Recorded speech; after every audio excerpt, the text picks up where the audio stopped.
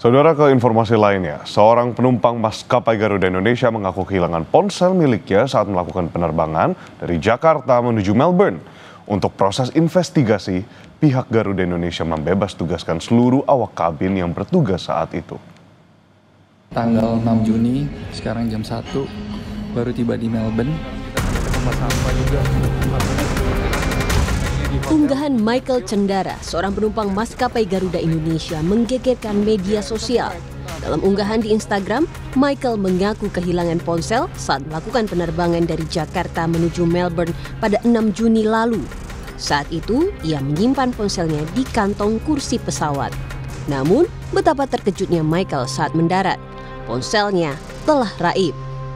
Itu saya taruh HP saya di kursi nomornya 30D dan saya tidur pagi ini.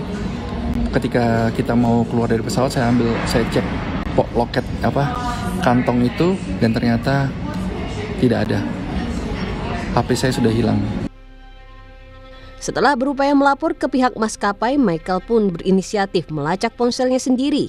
Dan ternyata ponselnya sempat terdeteksi di hotel kawasan South Bank. Menurut manajer hotel, jika hari itu hanya ada kru Garuda GA716 yang menginap di hotel tersebut. Kita sampai ke tempat sampah juga, apinya sudah bergerak.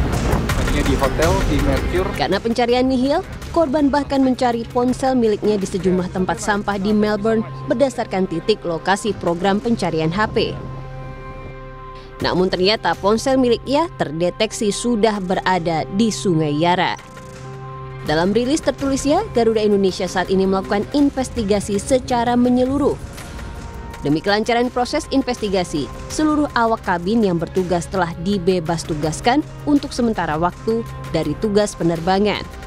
Investigasi ini dilakukan untuk mengidentifikasi kronologis kejadian hilangnya ponsel milik penumpang di dalam pesawat.